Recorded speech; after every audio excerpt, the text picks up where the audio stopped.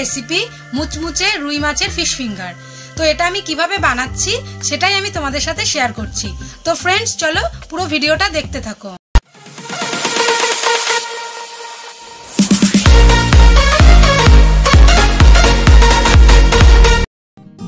আমি এখানে 250 থেকে 300 গ্রাম পরিমাণে রুই মাছ নিয়েছি। তো মাছটিকে সিদ্ধ করার জন্য আমি গ্যাসে কড়াই বসিয়ে দিলাম এবং এর মধ্যে দিয়ে দিলাম জল। এবার আমি একে একে মাছের পিসগুলো এই জলের মধ্যে দিয়ে দেবো। তো ফ্রেন্ডস, আমার ভিডিওটা যদি তোমাদের ভালো লেগে থাকে তাহলে অবশ্যই লাইক, কমেন্ট এবং শেয়ার করে দিও, আর সাবস্ক্রাইব করতে কিন্তু ভুলো না। তো এবার আমি মাছের মধ্যে দিয়ে দিচ্ছি একটু লেবুর রস, যাতে মাছের থেকে কোনো আষ্টে গন্ধ না বের হয়।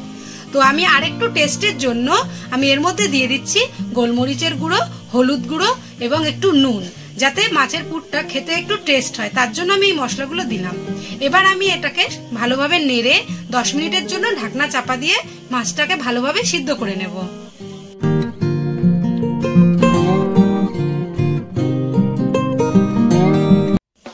দশ মিনিট হয়ে গেছে। এবার আমি ঢাকনাটা খুলে নিলাম, দেখলাম যে মাছটা ভালোভাবে সিদ্ধ হয়ে গেছে।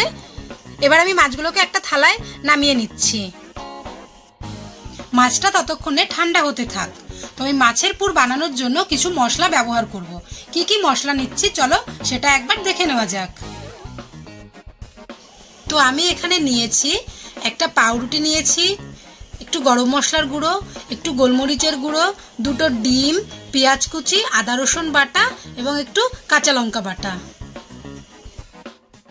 তো এবার আমি পাউরুটির পিছনের অংশটা কেটে বাদ দিয়ে দিলাম এবং আমি পুরো পাউরুটিটাকে কিউব কিউব করে কেটে নেব এবং এটাকে হাতের সাহায্যে পুরো একটু গুঁড়ো গুঁড়ো করে নেব।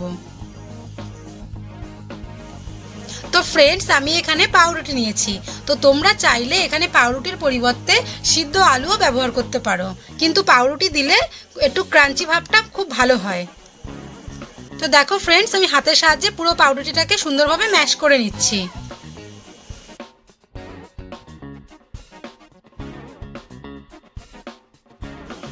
সিদ্ধ করা মাছের পিসগুলো ঠান্ডা হয়ে গেছে। এবার আমি করব ফিশ ফিঙ্গার বানানোর সব থেকে যে কঠিন কাজ, সেটা মাছের ভিতর থেকে মাছের কাঁটা বার করা। এই কাঁটা বার করার সময় খুব সতর্কভাবে কাঁটাগুলো বার করতে হবে, কারণ এর ভিতর যদি ছোট্ট একটাও কাঁটা থাকে তো সেটা খাওয়ার সময় গলায় বেঁধে যেতে পারে। সেই কারণে খুব মনোযোগ দিয়ে কাঁটাগুলো বার করতে হবে, যেন ছোট্ট থেকে একটা ছোট কাঁটাও এর ভিতরে থাকে না। তো এই কাজটি আমাকে অনেকক্ষণ সময় ধরে করতে হয়েছে। তো আমার কাটা বাছা হয়ে গেছে, তাও আমি আরেকবার ভালোভাবে দেখে নিচ্ছি যে এর মধ্যে কোনো ছোটখাটো কাটা রয়ে গেছে কিনা। এবারে আমি মাছের পুর তৈরি করব। তার জন্য আমি গ্যাস অন করে কড়াই বসিয়ে দিয়েছি আর কড়াইতে দিয়ে দিলাম সাদা তেল। তেলটা গরম হয়ে গেছে। এবার আমি এর মধ্যে দিয়ে দিচ্ছি আগে থেকে কুচি করে রাখা পেঁয়াজ। পেঁয়াজটা দিয়ে আমি সুন্দর করে নেড়ে চেড়ে পেঁয়াজটাকে লাল লাল করে ভেজে নেব, একটু সময় ধরে ভাজবো। তো পেঁয়াজটা অলমোস্ট আমার লাল লাল করে ভাজা হয়ে গেছে। এবার আমি এর মধ্যে অ্যাড করে দিলাম আদা রসুনের পেস্ট। আদা রসুনের পেস্টটা এবার আমি পেঁয়াজের সঙ্গে ভালো করে মিশিয়ে নিলাম। এবার আমি এর মধ্যে দিয়ে দিচ্ছি কাঁচা লঙ্কা বাটা এবং দিচ্ছি গোলমরিচের গুঁড়ো আর দেব একটু গরম মশলার গুঁড়ো। সমস্ত মশলাগুলোকে এবার আমি সুন্দর করে আস্তে আস্তে নেড়ে ভালোভাবে ভেজে নেব এবং আমি গ্যাসের ফ্লেমটা একদম কমিয়ে দিয়েছি যাতে মশলাটা পুড়ে না যায়। তো সেই কারণে ভালোভাবে মশলাগুলো একটু ভেজে নিচ্ছি। তো দেখো ভাজাটা আমার প্রায় হয়ে এসেছে। এবার আমি এর মধ্যে দিচ্ছি একটু কালারের জন্য কাশ্মীরি লঙ্কার গুঁড়ো, যাতে পুরটা দেখতে একটু সুন্দর হয়, লাল লাল ভাব আসবে, তার জন্য আমি কাশ্মীরি লঙ্কার গুঁড়োটা অ্যাড করলাম। তো দেখো আমার ভাজা হয়েই গেছে। এবার আমি এর মধ্যে দিয়ে দিচ্ছি সেই বেছে রাখা মাছটা। এবার আমি মাছটা মশলার সঙ্গে খুব সুন্দরভাবে অনেকক্ষণ ধরে নাড়তে থাকবো, যাতে সমস্ত মশলাটা মাছের সঙ্গে খুব ভালোভাবে মিশে যায়। তো সেই জন্য আমি বারবার খুন্তি দিয়ে চেপে চেপে সব মশলাটা মাছের সাথে মিশিয়ে নিচ্ছি। তো যেহেতু আমি মাছ সিদ্ধ করার সময় নুন আর হলুদ দিয়ে সিদ্ধ করেছিলাম, তাই জন্য এখানে আমি স্বাদ মতো নুন আর হলুদ অ্যাড করছি। অ্যাড করে নুন হলুদটা মাছের সঙ্গে খুব সুন্দরভাবে মিশিয়ে নিচ্ছি। তো দেখো মেশাতে মেশাতে আমার মাছের পুরটা তৈরি হয়ে গেছে। এবারে আমি মাছের পুরটা একটা প্লেটে নামিয়ে নিলাম।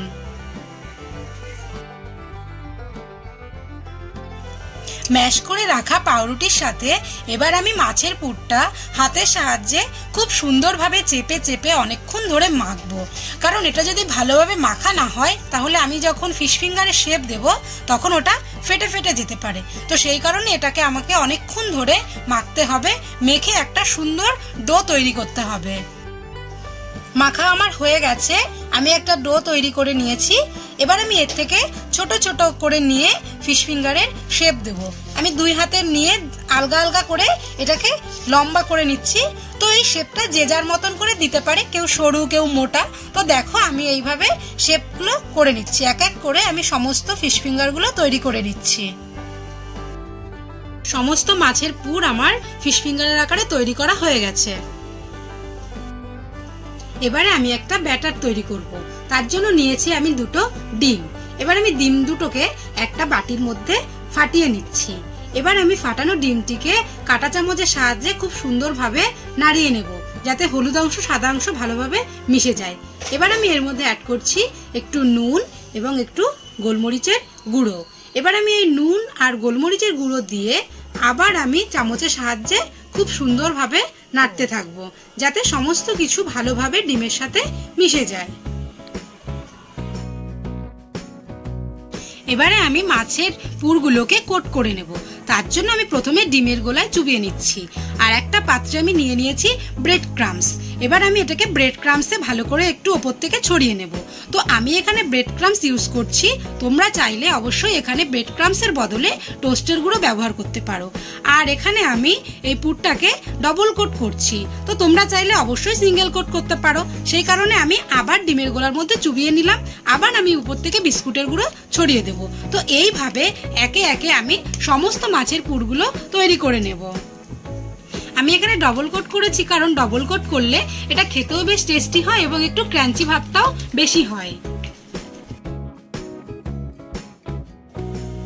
দেখো ফ্রেন্ডস, তো আমার সমস্ত মাছের পুরগুলোকে কোট করা হয়ে গেছে।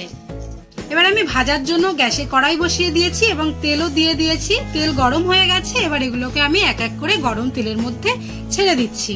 এবার আমি এগুলোকে খুব আস্তে আস্তে নেড়ে নেড়ে লাল লাল করে ভাজবো। বেশি নাড়া যাবে না, কারণ বেশি নাড়া লাগলে যদি ফেটে যায়, সেই জন্য খুব আলগা হাতে খুন্তি দিয়ে উল্টে পাল্টে নাড়তে হবে, এপিট ওপিট করে ভাজবো। যেহেতু এটা ডিমের গোলায় কোট করা, সেই কারণে তেলে দেওয়ার পরে উপর থেকে একটু ফেনা ফেনা উঠে গেছে। তো ফিশ ফিঙ্গার গুলো লাল লাল হয়ে গেছে, তার মানে এগুলো ভাজা হয়ে গেছে। এবার আমি এটাকে একটা প্লেটে নামিয়ে নিচ্ছি। ফিশ ফিঙ্গার গুলো খুব ক্রাঞ্চি হয়েছে। আমার আজকের রেসিপি রুই মাছের ফিশ ফিঙ্গার আমি এইভাবেই তৈরি করে নিলাম। তো আমার এই রেসিপিটা তোমাদের কেমন লাগলো সেটা অবশ্যই কমেন্টস বক্সে কমেন্ট করে জানিও। আর ভিডিওটা ভালো লাগলে অবশ্যই লাইক, কমেন্ট, শেয়ার করে দিও, আর সাবস্ক্রাইব করতে ভুলে যেও না। ফিশ ফিঙ্গার সার্ভ করার জন্য পুরো রেডি। এবার আমি এর উপর থেকে একটু চাট মশলা ছড়িয়ে দিচ্ছি, আর আমি নিয়েছি কাঁচা পেঁয়াজ আর সস। তোমরা চাইলে অবশ্যই এটা কাসুন্দ দিয়ে খেতে পারো। আমার আজকের ভিডিও আমি এখানেই শেষ করছি। আবার তোমাদের সাথে দেখা হবে নতুন একটি দিনে নতুন একটি ব্লগের সাথে। Tata, bye bye.